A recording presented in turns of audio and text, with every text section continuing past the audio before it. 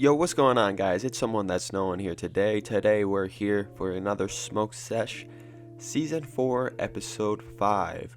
We're talking about how to pass a drug test, or drug test in general, some tips and tricks that you can do to make sure you don't fucking fail. And we're going to be mainly focusing on saliva test and urine test, mainly because I haven't actually had a hair test or had experience or don't know of many people who actually have to go through a hair test. The hair test is generally considered a little bit extra and for more the trade type jobs out there that do hair tests. But a lot of what I'm going to be saying and like things that you can do and apply to make sure you pass can be applied for those type of tests too. Our blood tests, but I generally don't hear of blood tests normally. So yeah, let's get into this today. We have a joint, so this should make for a nice little sesh to talk about instead of me just hitting a piece. So without further ado, let's light up.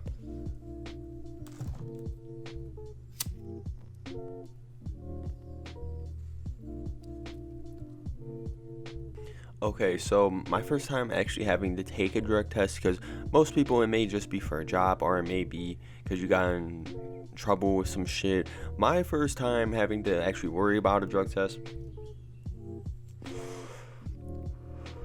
has been with the court and shit. So yeah, that's gonna be a story for some other time. But I had about I think it was 25 to 30 days to prepare myself. They said better be clean by this time type shit. So that's a fair amount of time, and I was pretty worried. I didn't know how my body was. I've never taken a drug test prior to this or how I should handle it. So I had to do a bunch of fucking research. And first thing you should fucking do, stop fucking smoking. Don't try to be slick with your shit and smoke through it and just kind of pray and hope you're gonna pass it like you're some fucking god with drug tests or something. There are people like that, alright, but most people aren't going to be like that. A lot of factors depend on your metabolism and your how much fat cells you have, pretty much. The more fat cells you have, the more it's going to linger on and stay in your system. It's going to be a lot harder to actually pass that test, and that's why they say, if you look online, how long for weed to pass a drug test, 30 days. And the 30 days is mainly meant for the people with a lot of fat cells. Now, if you have a high metabolism, I'd probably say 2 or 3 weeks on average. But for some people, it depends. Now, my brother, for example, he also had some shit with the courthouse and shit and had to go in for drug testing prior to his hearings and shit. So he actually went in fucking fried and was able to pass it, but this dude is fucking thin as fuck and fucking high ass metabolism. So it can go to show, and these are urine tests I'm talking about mainly.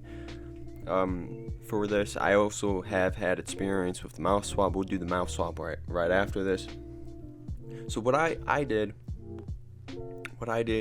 was I started detoxifying.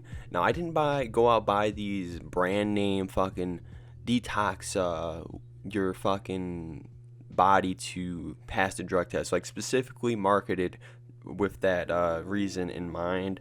There's a lot out there that are overpriced as fuck, and they're just these shakes, basically nutritional shakes. They're fucking $10 or some shit. I mean, you can buy those if you just want to go the quick route and just okay, it will help. I wouldn't recommend it. Take it right before the test and expect you're gonna pass type shit. Take these shakes, maybe just do it accordingly prior in a sequence before your drug test.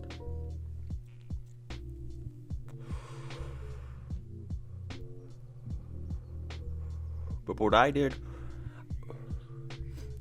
lots of fucking water. First off, keep yourself fucking hydrated to the max. I'm talking a gallon to 2 gallons a day. That's how much I was drinking. And I would also combo it with lemon and lime juice. I would put lemon and lime juice with the water. just because that has more of a detoxifying effect on your body. I'd also take shots of apple cider vinegar. Just like all this extra shit, make sure you're eating healthy as fuck. Lots of fruits, vegetables, just to help more. And also on top of this, exercise. You gotta exercise a lot, and I'm talking mainly exercise to make you sweat. So a lot of cardio, man. Get in the gym, go shoot some hoops, go play some soccer, go run, bike. I mean sweat. Like, don't be lazy about it. Don't just go to the gym and lift some weights. I'm talking real sweat. You want to sweat this shit out, basically. But you want to be careful with exercising, because the THC does get released from this doing exercise, especially this hard, intense cardio you may be going after, and what you should be going after. But it could, I've heard it, I don't know if it's scientifically true or not, and I've heard it from just anecdotes from people I know and just people around and shit, that when they've exercised, like right before, the day before or 2 days before they had their drug test, then it ended up failing them, and it was past, like way past 30 days type shit, and like they believe that's the reason why it caused them to fail type shit. So I would just recommend, what I actually did was wait about just 3 days to be safe. And also when you're going into the drug test, I also made sure I had like a gallon of water before, also with B12 vitamins, so that can help put color into your fucking pee when you take this piss test. Also, what I did was, about 2 weeks prior, I tested it on myself just to make sure, I was in the green, and it did take like, I think just 2 weeks or so for me to actually get in the green. And part of that is learning about yourself, and I'm not saying to go risk it just because like, oh, it only takes 2 weeks type shit. Play it safe, definitely. The closest I've ever gone was like, just played it safe, was like a couple hits a week prior type shit, like nothing big. And I did a lot of fucking cardio for sure during those like fucking 3 days before or 3 days after during that week. It definitely just does play an important factor in making sure you're just living this healthy lifestyle. Now, what you could also do is, depending, maybe it is for a job, maybe you weren't being watched, for example, you could just synthetically do it or get it from someone else who's clean. Obviously, that's a very quick way, and I've known many people who've gotten it from their friends and shit who didn't smoke. So, what I also heard is fucking some crazy shit with some synthetic urine if you are being watched. I heard people would like inject it, like, okay, if you're a guy down the shaft, I don't know how it would work with females, and like they would hold it and then just pee out the synthetic urine when they went in. And some people would do that shit. They don't want to they'll get fucking a warrant out for them. They gotta go back to jail or whatever, and it's not fun. They don't want to do that shit at all, and some of these people are addicts, so hell, they'll be willing to do this shit.